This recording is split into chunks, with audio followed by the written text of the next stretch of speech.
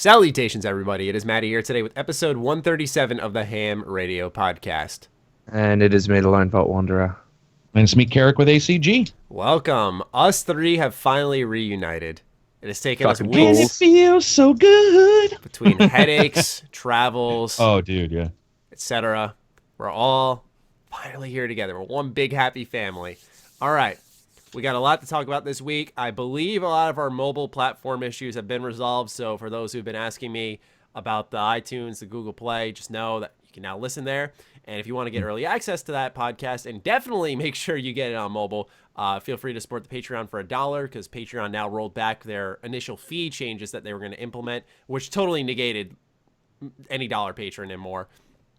So do know that that'll support the channel now, as well as also give you access to the podcast early, 2 days early, in fact. And now, with all of that said, let's get into our first news story, and that is going to be about Obsidian and their brand new IP. They are launching, and it is being published by a new label from Take-Two called Division, or something like that. Division, I don't fucking know, but regardless, the point being here is we got Take-Two publishing a Obsidian game. What do we think about this? Go for it, Lone. Oi. I don't know, man. I mean, Obsidian is a weird developer in the sense that they have no home, they want to be bought out, and I don't know. Like this one perplexes me. I don't have thoughts yet. I'm still waking up. So, Karak, you say something, then I'll be able to roll off of that. So I'll say that I truly 100% believe that Take-Two's publisher, we're going to do 4A indies, is just bullshit. It's PR speak, and it's completely in reaction to all of the microtransaction stuff, and it's trying to separate a publisher group from the main publishing group that has so many problems right now. So I see it as great for somebody like Obsidian. I see it as great as what's his name, who created Assassin's Creed. He's now leading a team there. Oh, he is. Cool. What's his name? We said I know who you're talking about. Yeah, okay. And you have these groups. I think that's great because they have a place, but everybody should already know they were already a publisher. This is not like some magic thing. It helps out an Obsidian who's been fucked over people in the past. Obsidian does have some issues. Let's be honest. I mean, even what's his name, when he went on Ryan McCafferty's show, he admitted Farquaad. Farquaad. There we go. Farquaad is what I called him. He nice guy, but he's very open that they have some challenges, and so I think that's great. But I don't think that does actually fix Obsidian's problems. I think Obsidian has their own issues internally with how they're structured and run, and so I don't think this is like a magic bullet. I think it's great for that one game, but I want them. I don't necessarily want them to get bought out. I just wish a team. We've all worked at a place where like a team comes in to sort of query how everything's going. I sort of wish somebody would show up and like a little team would show up at Obsidian and say, we're going to look at how everything's working. We're going to try to get you back on track because they do have some issues. You know, I'd have to have like a consultancy firm or something like that. Yeah. Come in. No, I've been on the other end of that. Me too. Where you go in, you mean? Where you go in, you're like, you're all getting fired. Horrible job. The way I look at it is, like Karak said, I think it's good for this game in particular, but there are a lot of people who are like, well, it's Obsidian. They wouldn't make a bad choice, a rash decision here. And it's like, what if it's kind of a life or death situation here? I mean, clearly... Right. What we've learned, just based off little snippet interviews about this new RPG they're developing, it's incredibly ambitious for them. And they're saying, a lot of employees there are saying, like, hey, this is our dream game. Like, this is what we've always wanted to make. Which I think coming from them, that's pretty big, since we know what the type of games they make, which are those replayable, reactive, role-playing games. Yeah. So they are going to be getting the money to do this. I don't think the issue will be microtransactions. I'm just kind of afraid that, like a lot of publishers, they're going to gut the creative process. You know, it's going to fuck up parts of the game that they might go, oh, this won't sell as much. This won't get a consumer's attention. That's what I'm most concerned about. Well, maybe the whole point of having this kind of separate offshoot publisher that's still Take-Two, but it's not Take-Two, is that games that are under that branch are given a little bit more freedom instead of given the Take-Two or 2K, whatever it is, label, and then they have to meet certain milestones. And I suspect that the reason why they got into this relationship is also because Obsidian might have cash flow issues. That's speculation on my behalf, but I think they might have a little bit of issues in that regard. So whether or not that's a bad decision or not, I mean, if they have to do it to be able to make this game, then you can't really blame them for that. No, who published Pillars, guys? Does anybody know who published Pillars of Eternity? Oh, that's a good question.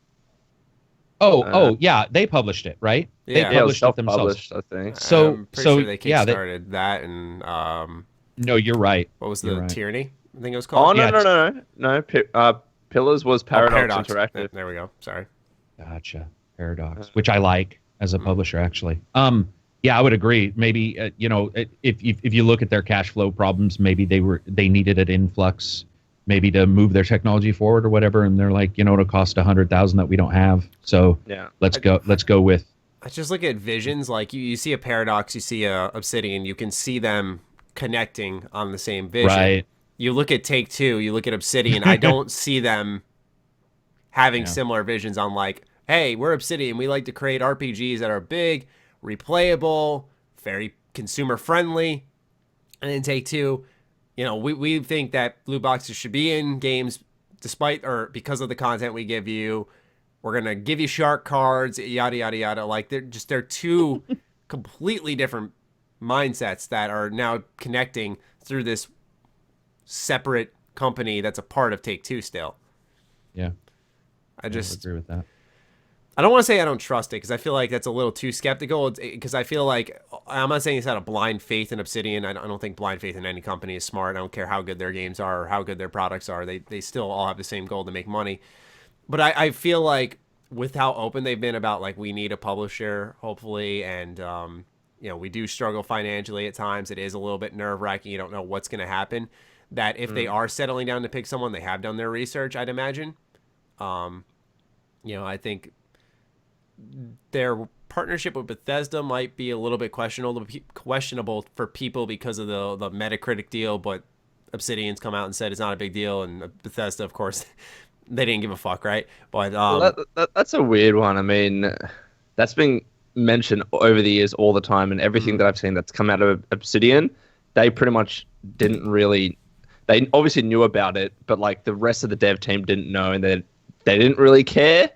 That's at least what I've heard about that issue. So I don't know if it's as big of an issue as the internet makes it out to be. Mm-hmm. I don't think it is. I mean, on paper, I can understand why it looks awful, but like if Obsidian's coming out and saying, and we've talked about this a bunch of times, like they go, look, they put it in there, we didn't ask for it, so it's like it's there, and that was it. Paradox seems to have worked out well. So hopefully it's just a continuation, more of the same for them, that they've done their research, they trust them, they make their vision clear, like, look, we need to be able to do our thing here. At least that's what I'm hoping for. I mean, to be fair, Bethesda would still be a pretty good parent company for Obsidian, I think. Especially with their Save Player One thing, if they did that and then like bought Obsidian, think about it. Think about it. Aside from Elder Scrolls Online, look at every single one of their other games, and they're all single player. Pretty much. I can't think of one, like aside from like Fallout Shelter or whatever, I can't think of one that isn't a single player game, and that's where Obsidian shines. Yeah, I was talking about that in a separate video. I was like, the only multiplayer type of game that's come out of Bethesda is Elder Scrolls Online. Like, it's just, that's really it. And I'm sure someone will be like, nah, they released this. Yeah, Wolfenstein a year and in a half 2009. Ago. I don't know if they even fucking published that, but maybe Doom has a multiplayer component.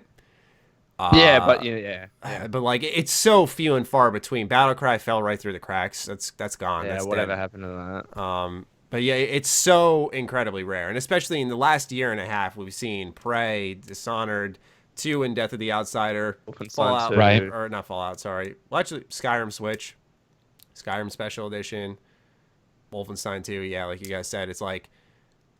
They fit the mantra. I'm surprised Bethesda hasn't published another Obsidian game. I really am. You know why? I think it is? I'm gonna replace my beanie with a tinfoil hat, because Maddie, I truly do believe that was more contentious than everybody lets on. And the reason why is because when you find out that like Microsoft was the publisher that they went with instead of Bethesda for original Tyranny, which doesn't look anything like it was originally planned to be, and when I did some little checking around about like why certain publishers are chosen versus others, because that is of course, like you just said, if they align, Paradox aligns, right? It's like boom, that makes perfect sense. 407 Industry. I can't remember. There's a number of them. 409, 501, 409, 501. Fuck, I would have just continued going. His name in postcodes now. It's fine. Go on. Yeah, it sounded like I was casting an MMO spell. 501.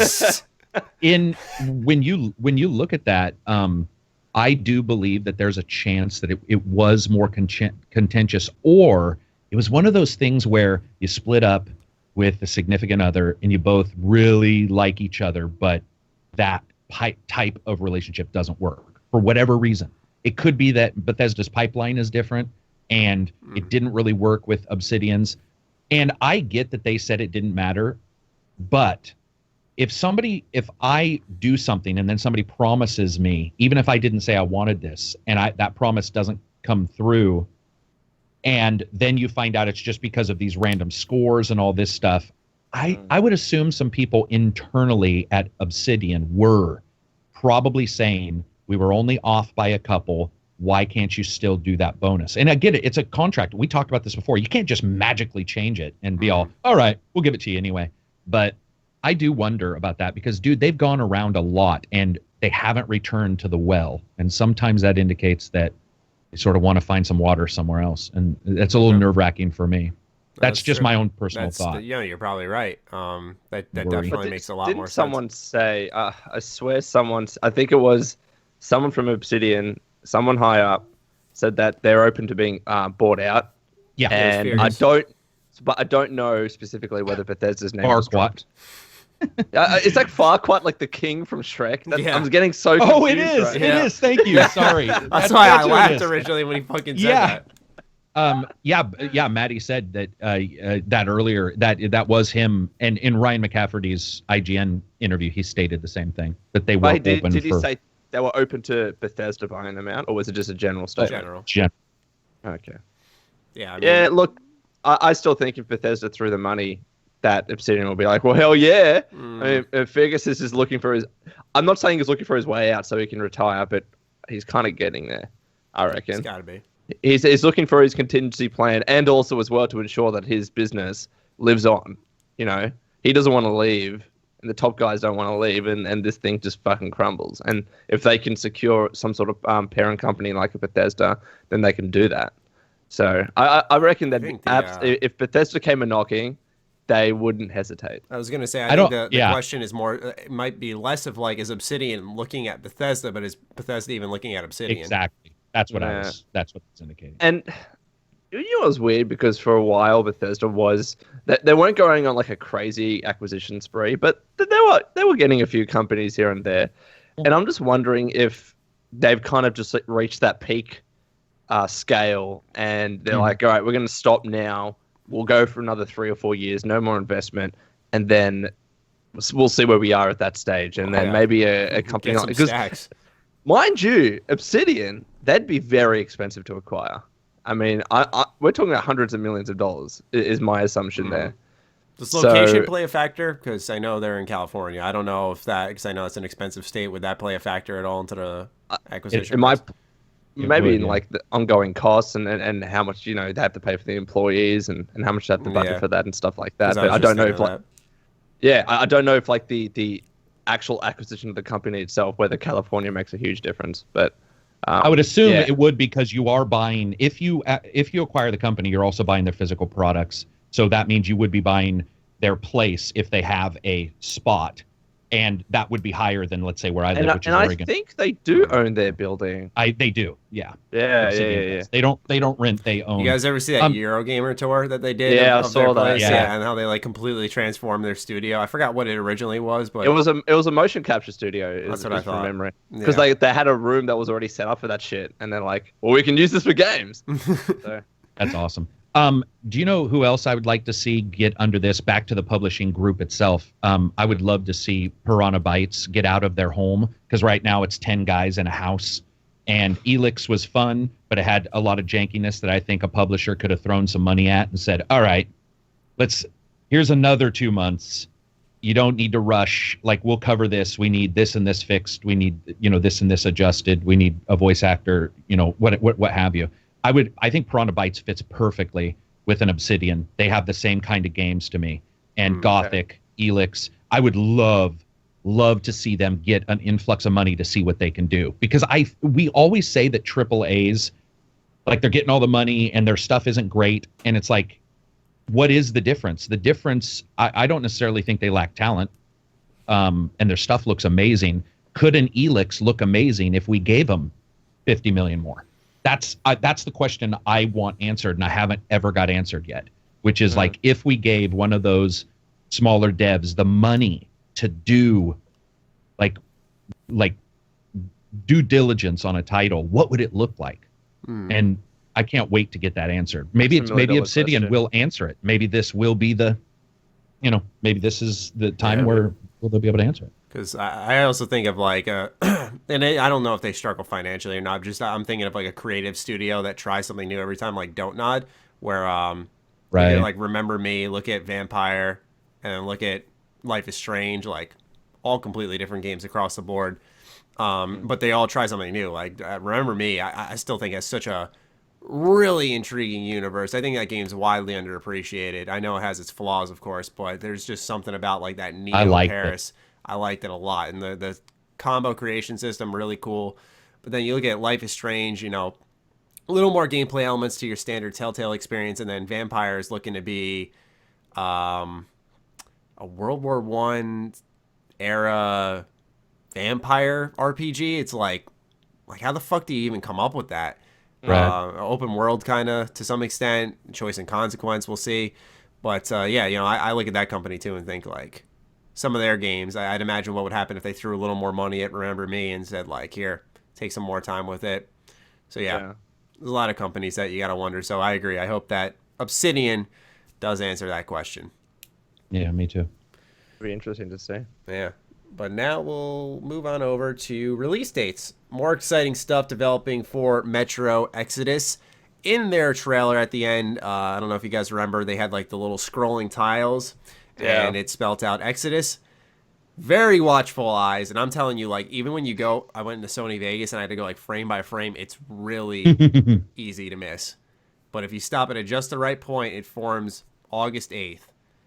Do you think that's a plausible release date for a game that's been in development for about over 3 years now?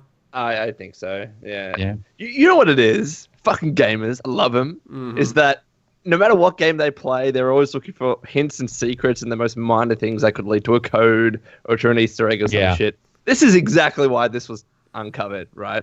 And it's similar to people that love movies, but I just love them. You gotta love them. Like, wait a minute, that might spell something else. Get to Sony Vegas, frame by frame. It's fucking awesome. That's the thing. The way that this tile appeared, where it spelled out or showed August 8th, it was like, I can't even imagine pausing the video at the right time. Like, it goes so fast that someone had to have looked carefully. No, I think it was like, it was cycling through numbers and letters, and someone just had the idea of, well, maybe there's something behind this, because publishers and devs love to do that. Love to kind of fuck with us. I bet you, I would bet a good amount of money that it probably, at least for some people, was a buffering issue on YouTube, and then it paused on a date or a weird symbol. Because I talked to some people who were like, I saw that when the trailer came because it buffered. And that is completely possible. For example, if you have 300,000 people watching your video and it buffers at different times for different people and pauses, that would not surprise me. It would not surprise me if some podunk like myself is like, I'm going to watch this. And then all of a sudden I see an August and I'm like, wait, what? And I tell somebody else who's like, wait, I didn't see that. And within, that shit's picked up and people are, like you guys said, dissecting it. I also, though, think it's completely possible they randomly found it because, if you look at like Bungie and Destiny 2, where they were like, we didn't know all this shit's happening, and gamers knew within 30 seconds. Gamers like, dude, what the fuck are you talking about? Like, we're not even developers and we can figure this shit out. So gamers are on it. It's like 8 million sleuths just all working on the same puzzle. Yeah. Dude, you even had with Assassin's Creed Origins, this one guy fucking decrypt ancient Egyptian and the hieroglyphs and was able to decode all that shit. And Ubisoft's like, yeah, that's right. And you think the amount of effort that they go through to be, not just accurate in that sense, but just to have some sort of hidden code. Like, they could have had any symbols. They could have been inaccurate with that. No, but they took the time to do it. And this is just another example. And I really like the Metro devs. I think they're really cool, as Matty said last week on social media and all that. So I think they're putting something in there for real hardcore fans to figure out. And now we probably have a release date. Yeah. That's a good time to release it, August, I think. That beats the holiday season. It's in I'd say a more dry time for gaming, but it's like just when things are going to start ramping up. Karak, we never got your full thoughts on it because Lone and I talked about it last week. Are you excited for Metro Exodus? More so than the past games. I wasn't as huge of a fan. I played one for review. I'll just say this. I'm not as big of a fan of Stalker as a lot of people are. And then Stalker turned into Metro. I don't know why. Maybe it was pretty janky. So that might have been, just a bug or something. So I'm interested in it more and more because the last game, I still remember when I was playing it, and graphically, it almost was shocking how good it was. Mm-hmm. There were times where you're like, holy shit, there's some insane stuff going on. But it also had really good actual gameplay, and in that way it reminds me of maybe not a better looking but a different looking Wolfenstein, where Wolfenstein looks really good but its shooting is still really solid. And so to me, I'm more excited for it now than like when they first, when people are first talking about a Metro sequel, and I was like, okay, whatever. But as we get closer to it and we sort of start to see the new technology, if it looked that good on, I think it was Xbox Original and 360 or whatever back in the day. And then look at the Redux, and then look at the X or the Pro and the PC. Like, what can we do? That's exciting for me. When a game looks really good, because I've recently got a new PC and I've been doing a lot of research for benchmarks and shit. On almost every website, they always use Metro as an example of like a game that can really fucking test your system, because there's so many graphical effects, there's so many physics effects, and the games are just, they require a good PC to run. But when it does, they are beautiful games. And I mentioned this last week. I always want these games to be above ground because that's when they shine, in my opinion. It's so fucking pretty. Wait, do you mean above ground in the game itself? The levels? Exactly. Yeah, agreed. Sorry, I couldn't. I thought maybe you meant popularity-wise. No, you're absolutely right. Absolutely right. And we were saying this last week, Karak. I'd love to get your thought on it. But now Metro Exodus, most of it seems above the ground. It seems like it's the I don't know if it was a forest area, but there was a lot of green there. There's a snow area. It's just going to be, beautiful landscapes. That's what I want from this fucking developer because they're so good at it. Yeah. It looks, and it does look fantastic. And unless they magically went backwards in time, it'll look better. It'll do more graphics effects. And so it's like, oh, okay. And I love the little things like clearing off your mask and all that stuff. That reminds me of Republic Commando. When you get it does. The bug juice on yourself and you just... and even like when you get hit and you get cracks in your screen, and that actually will affect, how much you're radiated or whatever the effect is. And you're going to have to get a new one pretty quick. The only thing I would like in games like that is that sometimes you get it where you're all, okay, is everything made of paper mache around here? Like, so I hope that those things continue, the radiation, all that kind of stuff. I hope they put all those in, but I don't want the game where you're consistently Wolfensteining and putting a helmet on every fucking joint, where you're like helmet plus 5 armor. Yeah. Helmet, that's the one thing I would not want with this game is just a bunch of replacing the helmets. Instead, I would like. It's usually the gas mask. You usually It's swap the gas mask. Yeah. Yeah, And- as and- long and as Last it's not Light- physical damage just falling off me all the time.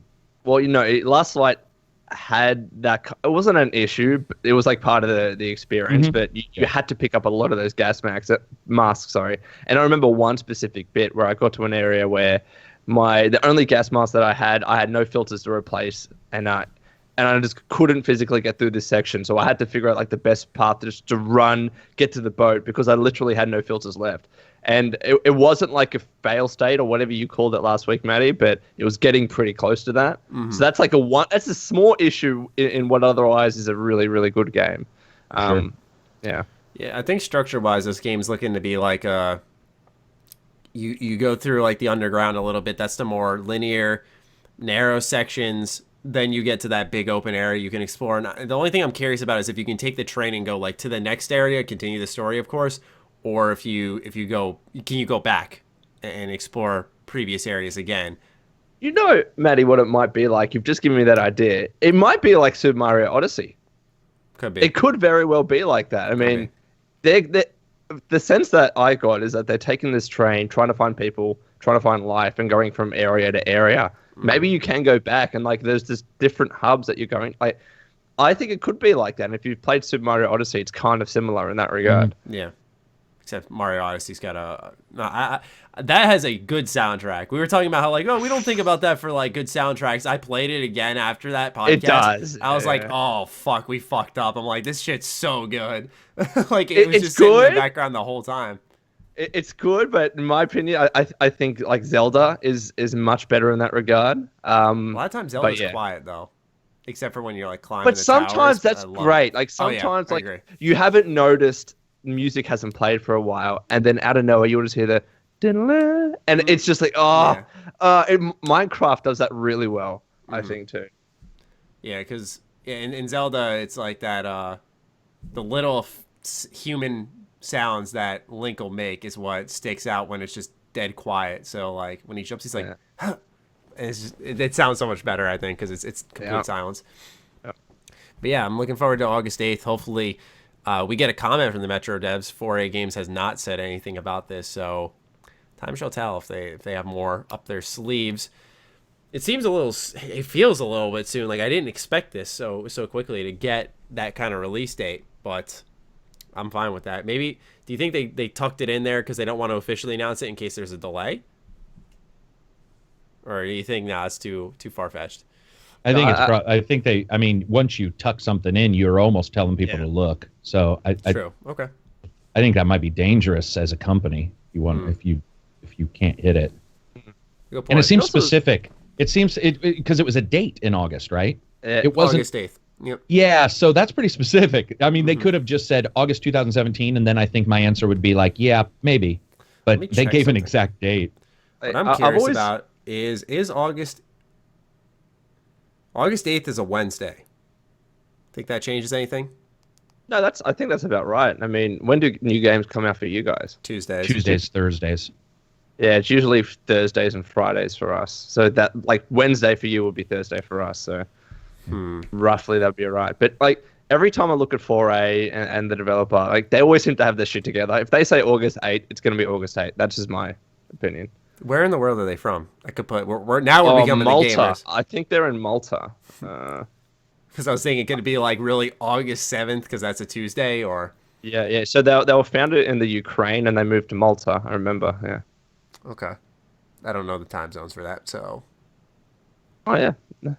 Oh, that's a good point. I mean, is the date? I don't know if there's much of a difference, anyways. But Yeah, I don't know if it was like an Australia thing where they're like could technically be ahead. Right.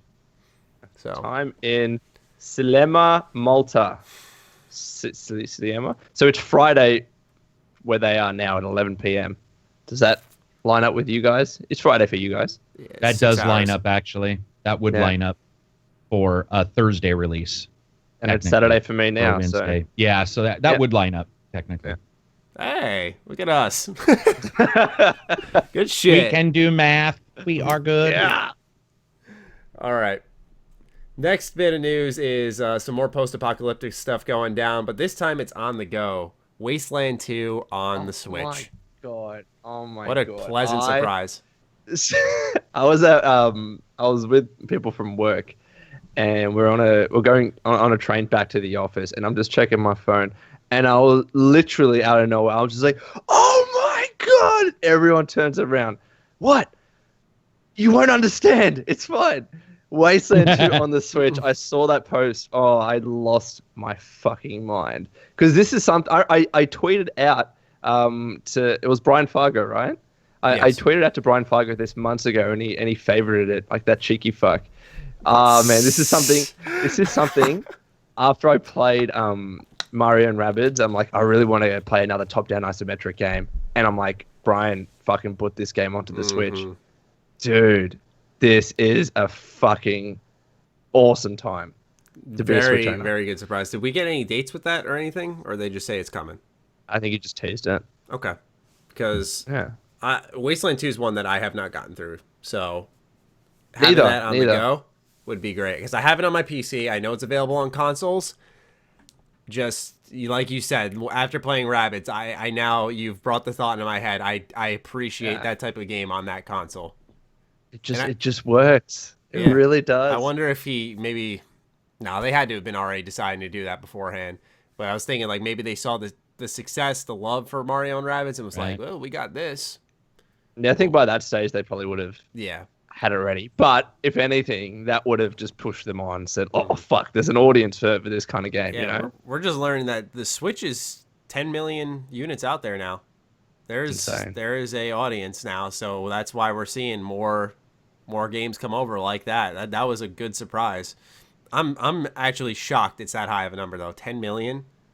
Right now I have my foot in my mouth because I said, I think it was this year. Yeah, it was this year because it was before the Switch came out. I said, you're crazy if you think the Switch is going to hit 40 million in 4 years.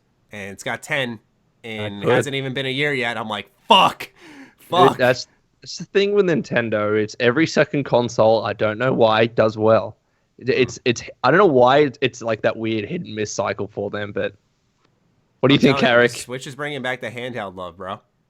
I'm not as sold on it looking good on such a small screen, so I'll have to wait. Rabbids graphics look a different way, and they're a little easier to see. So for me, it's awesome because it's another big game, or people I consider it big, is popular, stuff like that. So, but I'm not. To me, that was more like, oh, okay. I'll need to look at it to sort of identify because the honest truth is the more the Switch gets popular and the more I get games and the more I'm reviewing and the more I'm playing it out of the personal space, where I may not get a game unless I'm reviewing it, whatever. The more uncomfortable it becomes and the more painful it becomes to play, especially the right hand on that super weird fucking thumbstick. You and I still have those issues. I don't have that problem, man. I have big hands. Like I had to buy a grip extension for my Vita to use that because I know what you're talking about. So that's the thing. It's crazy that you guys have that and I don't. It could just be the way a certain length of hand and palm work well and others don't, what have you. But I will say that like playing Skyrim, I love to play on the Switch handheld even more so than blown up. It because it just looks so much better on the fucking mobile than it does on my big screen. And so dude, I like playing that. Skyrim on the fucking go. Like holy shit. But when it comes to like sitting down to play Wasteland, I think the chances is I'm probably less interested because I already have it on PC. Yeah. And because there is no Rabbids on PC. And so my brain was like, this is awesome. This is the only way to play it. So I'm gonna fight through it. And some of these games, it depends also on how long you play. Like, can you jump in and play 5 minutes or 15 minutes, or like with Rabbids, play just a level? Then it's fine. But those long periods of time, man, it fucking hurts. Like after a while, I take my hand off of it and I feel like, like I got some kind of palsy in that hand. It hurts. And we were actually just talking about it somewhere else where we were trying to figure out, is it possible if a third party company could come along like a Mad Catz from the Dreamcast days and say, we're making Joy-Cons that are a slightly different size, because I would be okay even if it adjusted the form factor of the Switch. I would be okay because at minimum I would replace the right one. I don't necessarily need to replace the left one. but the right one really kills me. No, I completely think agree. one day there will be a Switch XL. That's my guess. Yeah, gotcha. I agree that they need to have some type of extension because, like I said, with my Vita, as you can see here, like there are big ass grips on the side. Oh, I see what Like look how big they are, and then I'm gonna pop it out. Like look at the difference it makes. And that's I third would party. compared kill to have compared to that. the Yeah, raw. that's third party. Dude, I would kill to have that on the Switch right now. Exactly. It's like it's a night and day difference. I bought my Vita. I played it for a night. My hands ached. I was like, I'm not playing this anymore until I get a grip. Thank God they had grips. Right. Because I wasn't sure when I originally bought it or thought it would be a problem because of my PSP as a kid. That was smaller and I didn't have issues, but I also had smaller hands. With that, though, I mean, you had the tiny thumbsticks your fucking fingers were in, so that extensive grip. I totally agree. I think they should have that on the Switch. Or I will a case say- you can put on, like when it's portable. It doesn't have to be attached to the Joy-Cons, but a case that you can hold on the back that extends the outside a little bit more, you know? It's a little bit wider grip. I bet they have that. They got to. The only case that I have that I really like is it's like a leather one where it stands up on its own without the use of the small dingy kickstand, which I always just don't trust. But I will say that with the controller issue, when playing a game like Rabbids, I found less of an issue because like when I'm playing Skyrim or a different game, that's like first person and that's always action. Yeah, you feel like you always exactly. have to hold the controller. But when it comes to Rabbids and a top-down strategy game where you can stop and think, all right, what I'm going to do, which is exactly what Wasteland 2 is, you don't always have to hold that controller. You can put it down, you can think, you can rest it on your leg. You don't always have to hold it in that position, be ready to go. So I think Wasteland 2 does benefit in that regard. And also as well, I don't know what it is. People have been saying that Wasteland 2 on the consoles, they just don't like to play on that big screen. It doesn't work. But a lot of people to me have been saying, but on the go, it's just different. I mean, and again, with Rabbids, I experienced that. Having that top-down strategic game, it just worked on the go. So, And I can't explain that. I have good news. There is a Kickstarter right now that needed there 15,000, is. and it is at 123,000. All for a right. protective case with 2 comfortable Oh, grips yeah. set to fit all players' hands and 1 big carry case that makes pack and go incredibly easy. What's it called? It's called Grip Case. A case You know with what I thought he replaceable just grips said? for the Nintendo Switch. And I then thought he there's said it's got a big Karak case. And I was like, that would be the perfect name. Go ahead. Sorry. they also have Oh, that is cool. Etsy has a wooden version, which I don't know if that's comfortable long term. Karak, this might be exactly what you need, to be honest. Yeah. There are You know what some cases out there, but for some reason I have no fucking clue why there isn't a official Nintendo one. There is a Joy-Con grip for when you're holding the controller sideways, just like those tiny little things that you can clip this in and it makes it into an actual controller. The Mamba case, this extends it a little bit more. I think it just looks like it makes it fatter. Yeah. I mean, here's a question. Karak, would you say you play more with an Xbox One controller or a PS4 controller? Oh, geez. Xbox One by So a that could be landslide. the reason why maybe you and I are having issues, whereas Matty, who plays more PS4. Mine's more because the fucking PS4's controller battery is hilariously bad. Well, So- it's more that if you look at a PS4 controller, For me, like the reason why it's not comfortable for me is I'm finding myself having to invert my thumbs a little bit more inward, and they're at Yeah. that same level. Whereas the Xbox, it's for me at least, is more comfortable, and maybe I because agree. Maddie's comfortable with that. Where when you go to the Switch, it's you know what I mean. It's kind of similar in that regard. Whereas with the Xbox One, used to more space. Yeah, that could be one reason. The best thing I bought this year was an adapter that allows me to use my Xbox on the PS4, Xbox controller, and it's cheap.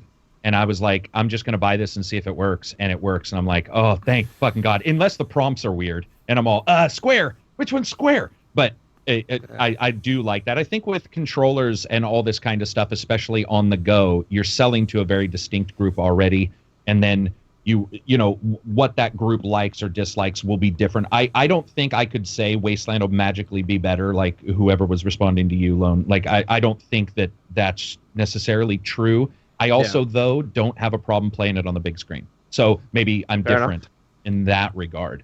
But there's both, and that's the But beauty there's of both. it, right? That's exactly right. Yeah. And I was That's gonna why say- I'm super happy for it. I was going to say one day the Switch needs to get its Bluetooth game together because right now you can't even listen to wireless Bluetooth headphones, which kill me kill me on the Yeah, Switch, right? because they have it on the fucking top, the headphone port. So well, like, it's right there, over. right?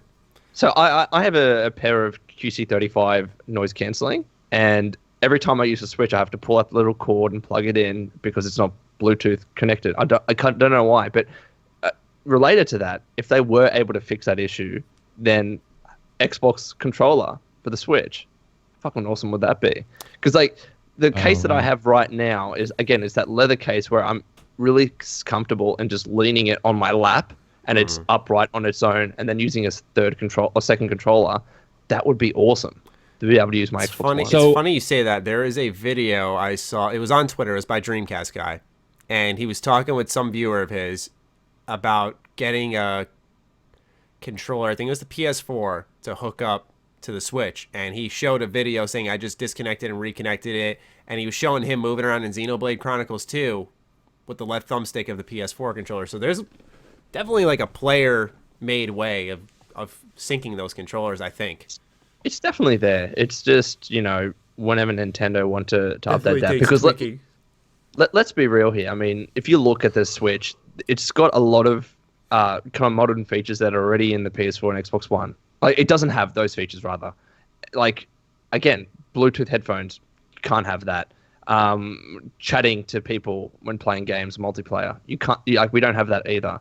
So Switch still has a way to go in that regard. And maybe I haven't been noticing it because a lot of those features that are missing are multiplayer online features, and I just like playing single player games. But yeah. Have you ever tried, because I thought I had heard this work, I could be wrong, but have you ever tried a typical 3.5 millimeter Bluetooth adapter that takes the analog, because I have those and they don't require a PC. So I know there is a way to listen to some sort of wireless headphone on the Switch. Like there's some backwards way if you have an adapter or some shit, and it's only if you have it docked in. But yeah, I know there is a way. But yeah, because almost all my headphones now, every one of my headphones is wireless, even if they're not wireless, because I just bought the Bluetooth, transmitter receivers, and you plug them in, they're their own amplifier, their own battery, and they run anything wireless. That would be the only way around it until Nintendo fixes it. Nintendo won't. That's the problem. Nintendo, there's just certain things they're not gonna. They can't even figure their own chat out. So I don't even know if they know what headphones are.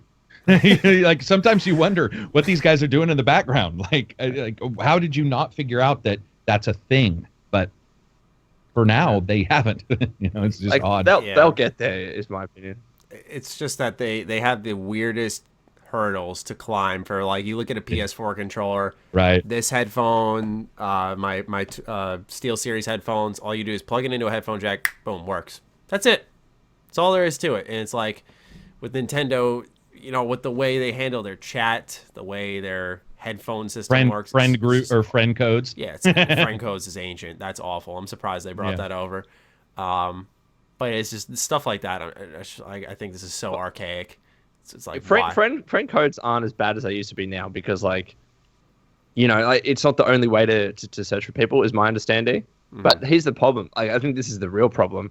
I have so many friends on my Switch that I can't talk to, that I can't interact with, that they're just like icons.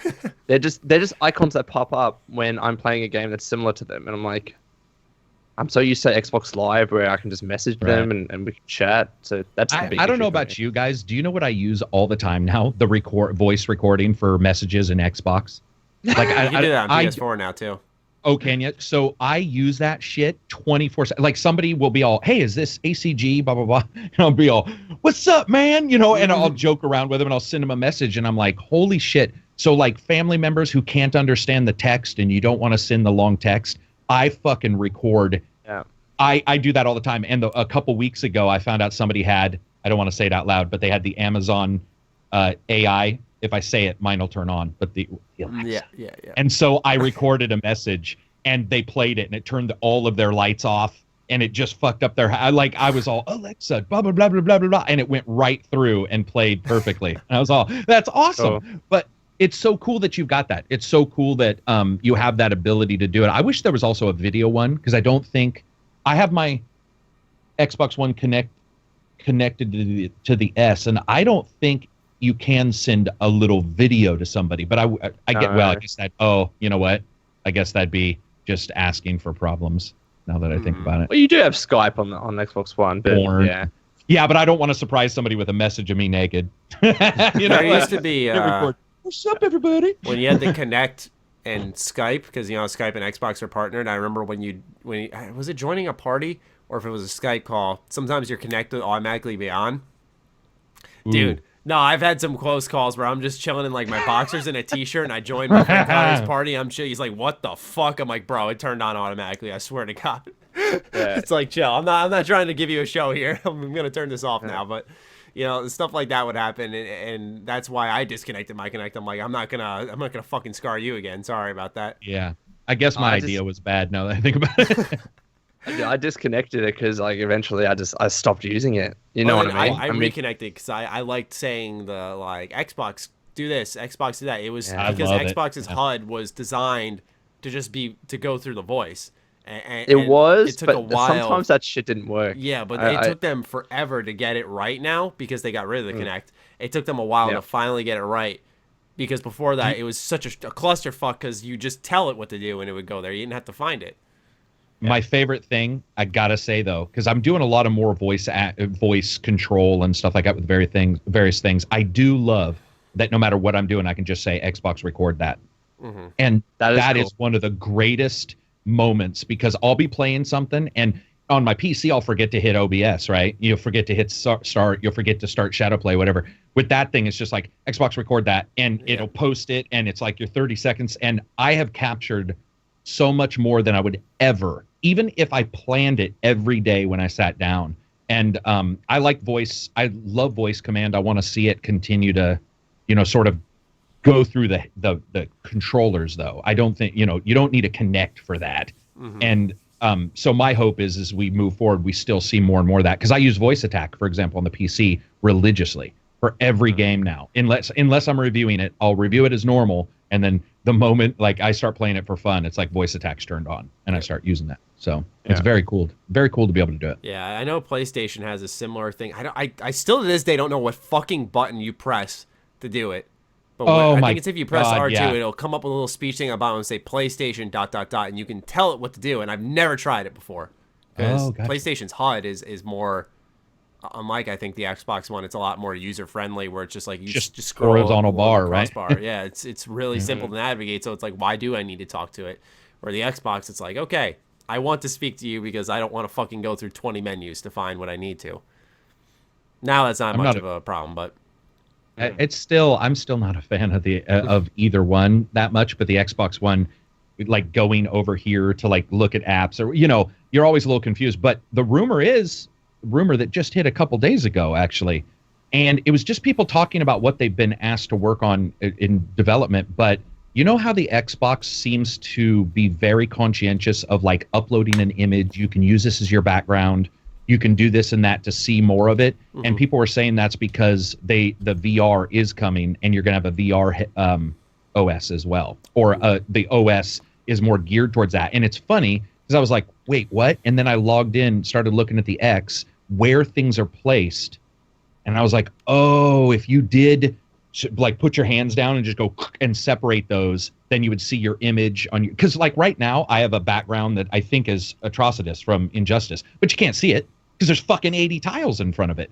The PS4 is just, your bar and you can fully see the stuff behind it. And I was like, I wonder if they are going to do that because their HUD, their OS doesn't make a lot of sense to me. Xbox's right now. It seems out there. It's just like, we'll just throw some fucking tiles in and, it's very odd. Slow still too. Even on the X, it's a little slow. Yeah, I think you can on PS4. I think you can create a folder or something like that. But right now, I'm at the point where, because I have an extended or external hard drive connected to my PS4, I have so many different games downloaded. And so it's not just a matter of popping in the disc. It's like I got to go to the library all the way to the right and scroll down, find it, and then start it up from the game page itself. It's such a pain in the ass at times when you want to go back to other titles. That is true. That's a really good point. It's something I complain about a lot. Because with Xbox, it's like games and apps, all there. Just like that. Yeah. It's a good point. All right, though. Let's talk a little bit about Battlefront 2. It's not a week lately unless we're talking about Star Wars. And there was a Resurrection update, DLC, whatever you want to call it, that dropped. It came with Finn, Phasma's playable heroes, a brand new map crate, which also included a new Starfighter Assault map, just new maps across the board for each mode. On top of that, there were 3 new story missions. And I actually did enjoy my time to some extent while I was, of course, very fucking rushed. I enjoyed my time with the story missions. I tested the heroes. They were well-functioning heroes. They were enjoyable to play. And the map is good. I thought to myself, though, this was a lot of content for free. And with Battlefront 2 performing not as well in the sales department, not getting that ball rolling, can we expect this type of content dump in the future? Maybe. Possibly. I'm looking for more concrete answers, boys. I don't know. Well, so I have a question. So I don't know what they thought they were going to sell, but it's number 2 everywhere, right under Call of Duty. So they had to have sold fairly well. It's a holiday season. They're number 2. And I'm looking at NeoGAF. They have a thread for the MPD, and there's some games there, and it's number 2 in multiple areas I think it for was sales. compared to Battlefront 1. Rather, that was like I think they just hit 1 million recently. Oh, you mean they were comparing themselves to Battle? They had sales projection. EA Yeah. had sales projections that are not Understood. being hit. Rather, I think they were aiming for 3 point something mil, and like they only hit 1 at this point. Oh, okay.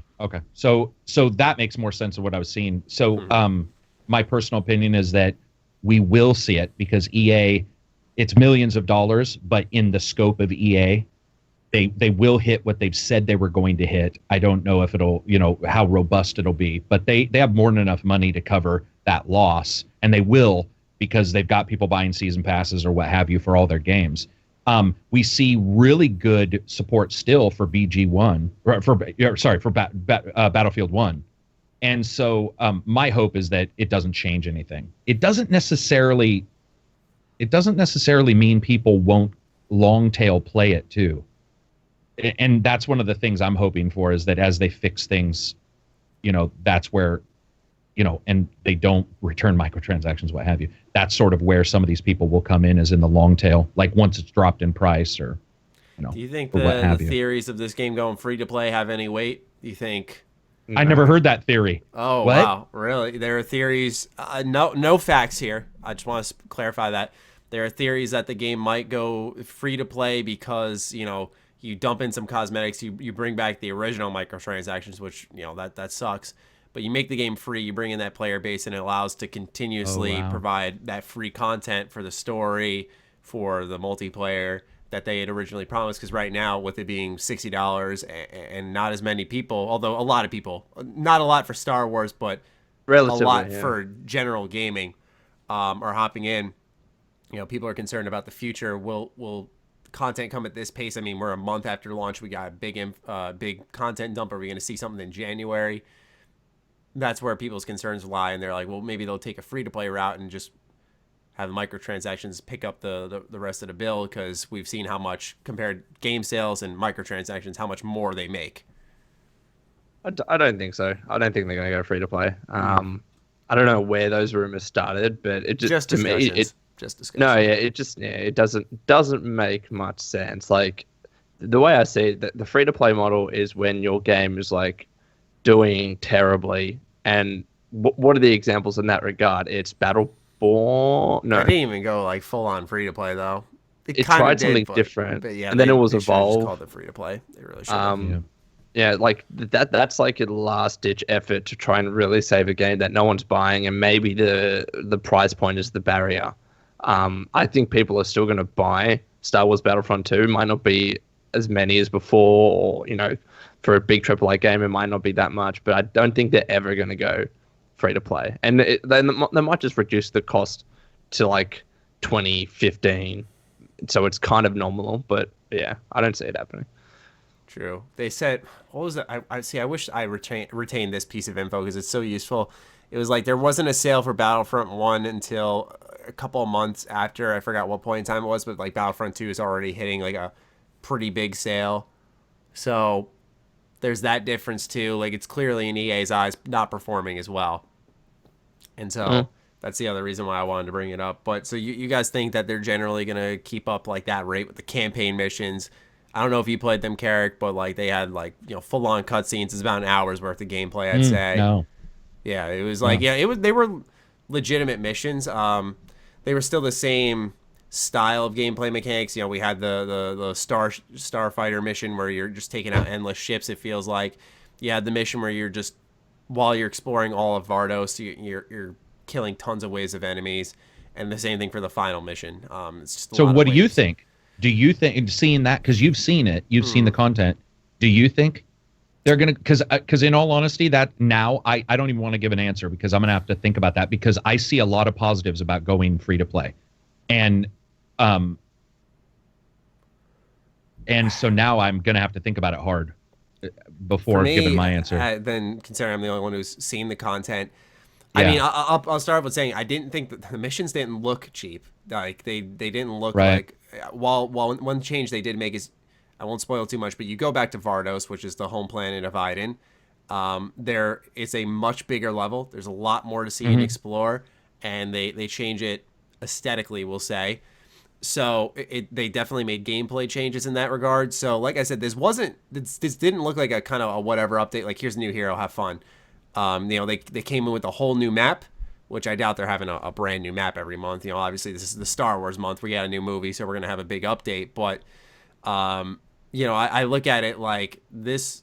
Even if they did 2 heroes and a map every month, I wonder, with how big the maps are in this game, I could see them. Okay, maybe instead they'll keep it as what we see now, I should say.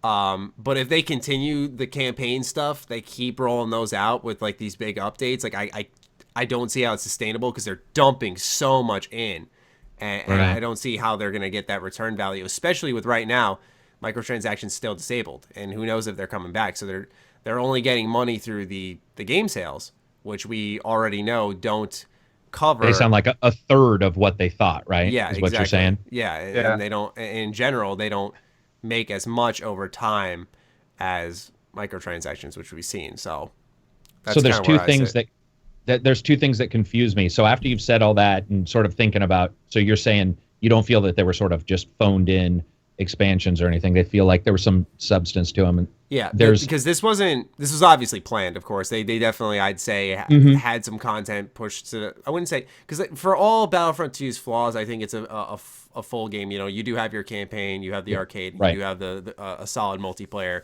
component. I think it is a full game, where it didn't feel like there was content brushed to the side. But they definitely, I'd say, reserved this for fine tuning and was like, okay, we'll release some Last Jedi heroes, a map that we see in The Last Jedi. Like, I'm sure they pushed it to the side.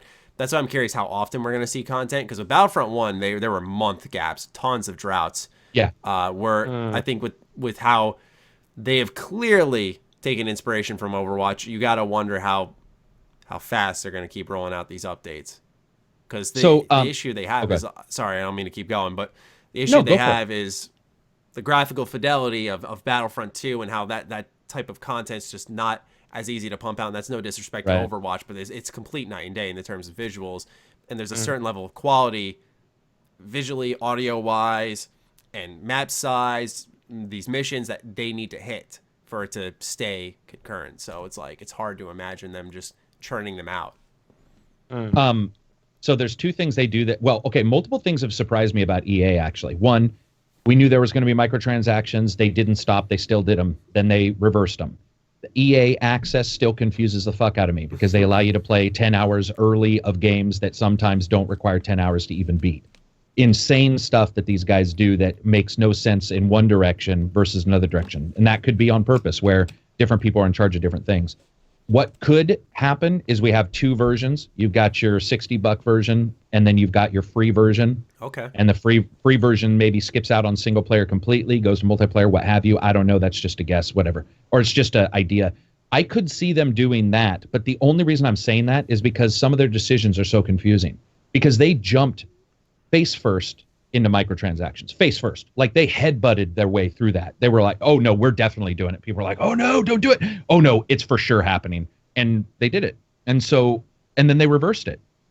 which, I mean, those are two decisions that are pretty crazy just there. EA Access, like I said, is crazy as honestly as a value.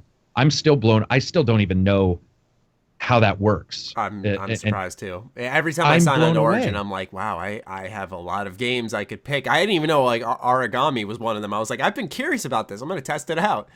Dude, it's not only that, it's that their games, it's pre-release sometimes. So like reviewers won't even have copies and it'll be available on EA.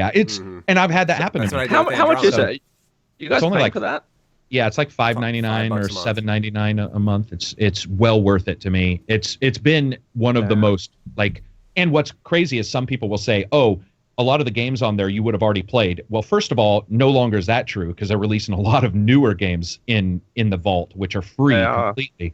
But the fact is 10 hours early to play a game instead of $60 to just sort of make that choice and hope Sony allows you to fucking refund, which let's be honest, they're probably not going to let you. So to me, they've made a lot of weird decisions. I could see them saying that there's a free version of this.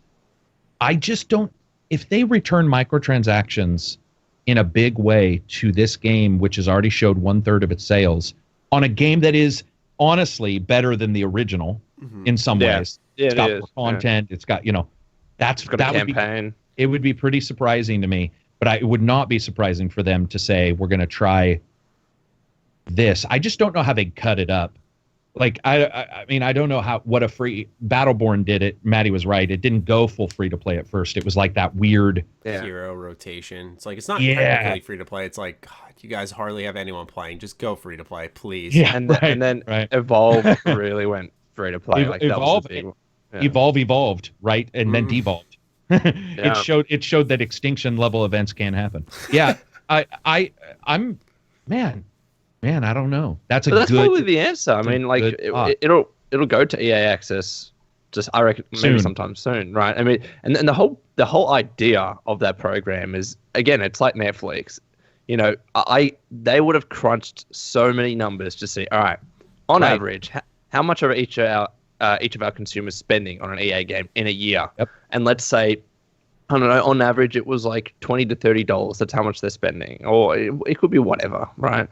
And like we could actually make more money on average per consumer if we offer so much content that they never want to unsubscribe from EA Access, and that's $6 a month. So for each consumer, it's minimum 6x12, right? And then they've just said that's actually going to be more worthwhile, and they need to keep adding games if people don't want to unsubscribe. It's the Netflix model all over again, and then they work with scale because it's so cheap. And Andromeda's in there, right? Yeah, there you go. And so it's like Titanfall 2's in there. Titanfall 2's in there, and that's not super old. Yeah, to me, they could just roll it to the vault with microtransactions, and then have a $60 version as well. So it's like if you're the vault, I don't know how they would do it, but I just don't like the idea of the $60 game having everything patched out and then them patching it back in. That bothered. I just don't like the idea of that. I didn't like it originally. So some other form makes sense. That was a good thought, whoever had that, because I think I just saw it in a discussion thread or something like that. I wish I had a name. Good thought. Thank you, anonymous. Thank you, random person. Yeah, because you've made me, now my brain's on fire, because I'll think about this all weekend. Yeah, because I think I've done a couple of videos about them. In bed, well, yeah, and you too. I mean, we've been mad about like how it all rolled out, and this is a company that shows that they'll make some really fucking weird decisions. So it's sort of cool in a way to see how they're going to respond to it. I like that. I like the fact I'm not a big fan of Call of Duty World at War II at all. I think that it's good, but there's a lot of bugs. It's got its weird multiplayer bullshit. But here's the thing. That somebody is saying, listen, fuckers, we have Star Wars and we're selling 1/3 of what those guys are. Like, what happened? And I want to be a fly on that wall. I want to be listening to, can you imagine? Somebody's ass is on fire right now. You got to assume somebody's in trouble. The numbers that, Last Jedi is getting right now, like there are so many fucking Star Wars fans. It's such a profitable IP. And they're not coming over. And it's not being translated. Yeah. Yeah. Dude, imagine to be the guy who like maybe put your foot down and said, hey, we're going to do microtransactions right now. He's probably got a severance package and is not working there. They just quietly were like, yeah, we'll leave you behind.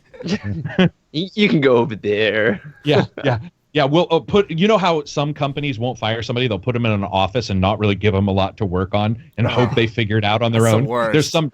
I've been in a company where it happens. I'm saying that sounds like I'd just be like, please fire me. That's like someone doesn't want to break up with you. They're just kind of trailing along, like seeing if it'll spark up again. They're like, we're gonna see if we can figure this out, but for now, we're not gonna hang out for a little, okay? Yeah, exactly, and you're all, no, it's over.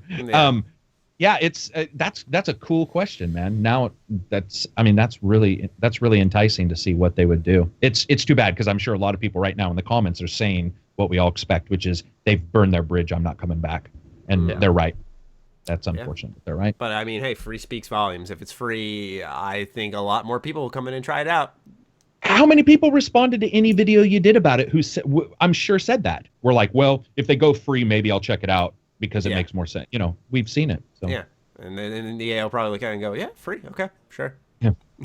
Hopefully they're watching. I think your idea was good, though. Maddie in my video.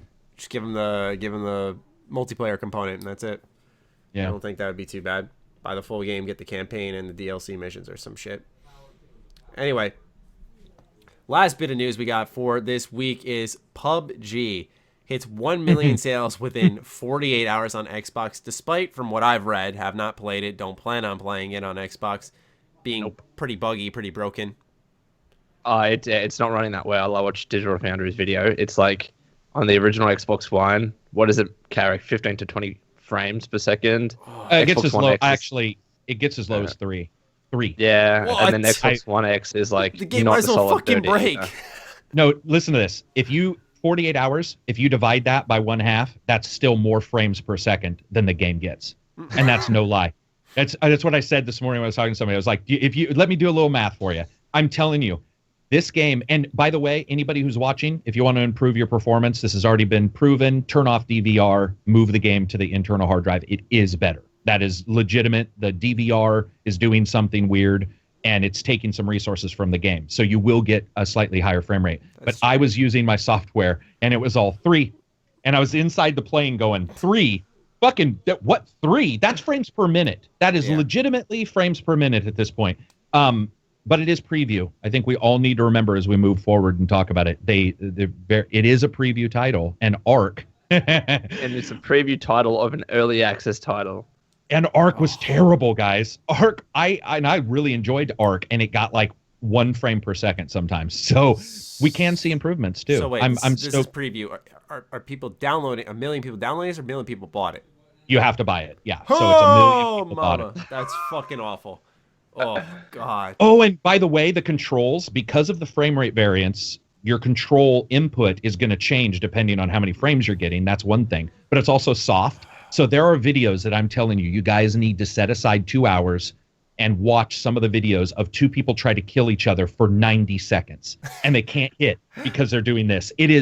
You will laugh so hard. They'll like land in the same area. They run towards each other. And then it's like boom, boom, boom, boom, boom. And then they run around, boom, boom, boom. And they're sweeping each. Oh, it's brilliant. Brilliant. Brilliant. You got to see it. Super big sale though. And as of now, the 17th, it'll be free. If you buy an Xbox X, it'll be free from the 17th until the end of this year. Guys, Game of the Year nominee, right? That's what blows my mind, bro. Fuck that. That just pisses me off more now. This is I have a friend who loves PUBG, and he was like, come on, it should be there. I'm like, bro, it is not a popularity contest. I was like, get the fuck out of here. I was like, it's a fun game, but it's not a Game of the Year game. It's a disaster, shouldn't even be in a discussion. It is. 3 frames per second. I don't think I've fucking heard of that in a modern game. Yeah, and what's great is luckily that's just for that second, or that little brief of time where you're in the plane occasionally. Usually it's 7, so double that and a little bit. Yeah. Wow. Thank God.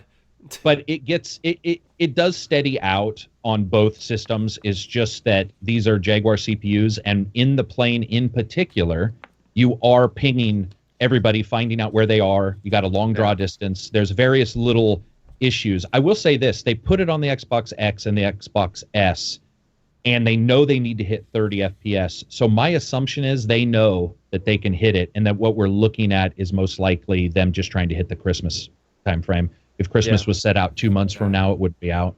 It was just about getting it out for some sales, and they got them. Yeah, I was about to say, they sure fucking got them. We were just talking about how Battlefront probably changed by now, but like just climbing over 1 million. But we know PUBG for a fact has surpassed it in 48 hours, and it's busted. I don't get on a console that isn't the biggest console. It's doing well. People always forget, but it's not the number one console either. Yeah, it's. God damn. Oh, and it looks, by the way, Matty. Oh, dude, I forgot to even say this. Have you seen what it looks like? No. It does. Sometimes it won't even load entire textures for a good period of time, and so you get that Matty cottage is cheese. getting so triggered right now. You should get it just I don't to know do how a video. to word it without sounding like a fucking asshole, so I'm not going to say anything about everyone who's buying this game. How about we say this? People are buying in because they want to be part of the early access experience, which involves. I give people too much credit. I think they're smarter than bugs. that. I want to be part of the exclusive club, motherfucker. It doesn't even work. Why are you doing this? Like, I think just the hype. Well, it does. the It's hype. just only 1% of your second will be working, and the rest will be waiting for the frame to load. I don't know. Like, my friend bought it on Xbox. First time ever playing PUBG, and he had watched some streams, but he plays it on Xbox. He texted me afterwards, actually while I was getting out of seeing The Last Jedi in theaters, and he was just like, dude, why do people play this game? He's like, this thing's so fucking busted. So it had to have been like really bad, because like he was watching one thing and then got completely a different experience. I do think, I will say, okay, how about this, to turn it around a little bit? When it's running 30 FPS, which it does, when you get onto the ground, it's much more steady. It's still low, but there's steady points. I will say this, even with the floaty control, you can tell there is something fun there. That is true. Absolutely. That is You true. know- And it is very fun, and it is in a different style of fun than most other titles. So I do see why some people maybe see these glitches when you're in the plane, which doesn't matter, right? Because you're not getting shot. Yeah. So that they might just be like, eh. And when you get on the ground, you start running around. I mean, I've talked to a couple people who say it's broken, but at the same time, they're like, but I had one battle that was one of the funnest multiplayer moments I've had this year, which speaks volumes. Well, no, here's the thing, and that is why it was in the Game of the Year nomination. Like the reason why so many people are playing this, it's not because it's early access, I get to be part of the buggy thing, because there are so many early access things. It's because the game is genuinely fun. You know, Exactly. People are having so much fun playing this thing, and it's going to take a while till it runs better on Xbox One. I'm reading a Forbes article right now. So Xbox One X frame rates are usually hitting lower 20s, maybe dips below that, but it's not hitting 30 consistently. I can't imagine playing a game personally that's 20 frames per second. No. Yeah. Dragon's but Dogma. That's a third of what I normally play on. Again, this is a game that's still on early access on PC, that's coming out on console. As Karak said, it was released to hit the holiday season, and it's going to be fixed. And if you want to buy into that, you are aware. I don't think anyone can deny that it's very obvious that this game is early access and that it's going to be buggy. Yeah. I can already that's the see whole the premise. imitators coming in. Oh, well, PUBG did well. We have a fun game here. Let's release it just half finished. Fuck it. Like, I can see it. It's going to happen. Because no one thought that anyone was going to copy Battlefront 2's star card system after that catastrophe. And then you look at Paladins and they completely overhaul their game system to model that. And then they add more microtransactions. It's like people model after shit that sells. Even I if it's agree, bad. but one thing, Maddie, that is different than anything else is Xbox Preview program actually requires a certification from the console maker. So Steam doesn't. So there's a very specific thing to get into Preview program that does require it to. I don't want to say work, because I think then we're all gonna explode. But it requires it Go back to square one here. Unless you're making lots of money. Go on. It requires it to do some things that maybe early access titles wouldn't be able to hit. Like they would try, but they couldn't. Because I will say one thing, we're always going to get imitators, but this is 100 people shooting each other across a massive land, which I think the copycats can't copy as easily if this was a 2D side scroller. Unless you're for Fortnite. some reason that was super popular. Unless you're Fortnite, yeah. Unless you're Fortnite. Well, unless you're Epic and you sue your 14-year-old fucking fan. But yeah, I don't know, man. It's interesting. I think it's fun I think it's awesome that we have a preview program because Elite Dangerous was on the Xbox and was a blast, and that was in preview. Arc was fucking 6 frames per second at times, and I had such a good time. But you really have to know what you're buying into. And I think if all three of us were sitting on the couch, Maddie, and you guys were both playing PUBG, and you knew it was 12 frames per second, but you were having a blast, there is a part of me that would go, like, you know what I mean? There would be, it would. I would go, and I would probably also tease you, but at the same time, I might think of buying it because there's that. If everybody's playing games it, are and fun. That's kind of games are fun. The simplicity of it. It's games are fun, so some people will go, I don't fucking care if it's busted. And I get that. It's just that I get it's super busted. I'm not saying other people don't. I just think ahead, and I'm like, okay, I'm just nervous that other people are going to do this because for sure. I never want to have another 2014 of gaming again. I never want that to happen. What was that? Just busted games, unfinished games. It was like really the beginning of it all. Gotcha. And really nothing of, except for a couple of titles, like you could count on one hand, like came out of true quality. Like I like this type of gaming in 2017. Ironically, it's the same year PUBG comes out, but you know, this type of gaming where we have so many good games to talk about, it's like hard to make a list. Oh yeah, and everyone's list is different. Yeah, exactly. And you know what's cool? It also, I think, alerts us to the bad games. You need a cornerstone. You need a good game, a poor game, a great game. You have to, because you won't know what's good or not. And I think that's also, we see all these great games, and so somebody like you looks at PUBG and you're all, that's fucking broken. Like where maybe in 2014, it, so I can't talk like a ton of shit. Like I haven't put my fair share of time into it, but not on the console, right? No, I'm not touching it on the console. Yeah, it's exactly. kind of like the same logic with like the Switch, where I have Doom on my PC. It's so much better in that fast-paced action, especially 60 FPS. Buying it on the Switch, that's just, I don't see the point. It looks worse, plays worse, functions worse. It's just not worth it. I gotta say it. Congratulations on Microsoft. I mean, that was they needed a. That's a huge coup. It's massive. There's companies that haven't sold 1 million ever, and they're like 48 hours. So yeah. Hopefully that means they're all sitting there, right, and fixing it. Shut up, dog. And it'll get to PS4, and it'll be running a little bit better at that stage, and then it'll sell just as. To be honest, PS4 would probably sell maybe 1.5 times more to 2 times more, given the audience base. So absolutely, yeah, no doubt. The PlayStation audience is huge. Just the difference is, I don't know if that's. Now, there's so many players that there's going to be more people who dig it just because of how big the audience is. I was going to say maybe not, just because when you look at the exclusives and what kind of exclusives Sony's making, they're always like open world or, you know, extensive single player experiences, and their audience just gravitates towards those and sells millions of copies. So, but I think with PUBG, with how much of a phenomenon it is, it's like, yeah, there are going to be those people who go, I'll try it out, see what all the hype is about. But that's all we have for this week, I think. I think that's all we have is 3 frames per second. Yeah. Sure do. Crazy, man. It's crazy. I mean, it's like, I can't remember the last game that was that low, yeah.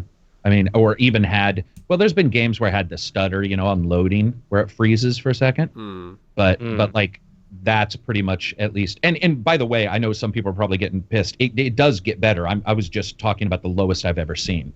But it is. But that is a low. That is a low. Yeah, like there's no real other way to say it other than damn, son. Like, really? And remember, guys, Coalition's helping them on this. Everybody who worked on Gears of War 4 is camped out helping them, and we got 3 frames per second. So without them, we've got. Too. Just to conclude, how much is this game? 30. It's 30. Okay. And by the way, preview games usually, they do stipulate that it's possible that when it becomes retail or what have you, that it increases. And let's talk about something real quick before we end. You guys do know that this is being fucking sold as retail too, which pisses me off. Isn't it like a piece of paper in a box? Yes, and I'm going to tell you, 7 Days to Die, which I've told you guys before, it did the same thing. That is something I cannot agree with. As in, like, you don't like selling a retail game physically, and that's it's a beta side. No, it's a beta. I do not like selling this is an early access title that is prior to the actual PC's version by a good amount. You should not be selling that on a Walmart shelf because there is a distinct difference between the purchaser at a Walmart or a Fred Meyer or what Sam Goody, whatever you may have, versus somebody who goes online and can see some of that data. I do not like that. I think that's scummy. No, For sure. Yeah, no, I agree. I just don't want people to get the idea that I hate PUBG. Or I hate it does well. It's more so just that, like I said, I don't like the idea of companies adopting obviously what it's doing. Yeah. Telling it like it is. Sorry. But oh boy. And apologies for the abrupt ending to episode 137 of the H.A.M Radio Podcast. A program freezing and one freak out later, we still managed to recover the entirety of this episode, which you had just listened to, but we could not close it out because the program had locked up on us. So I do apologize for that. We hope you guys all enjoyed this episode of the H.A.M Radio Podcast, and we will catch you next week. Peace out.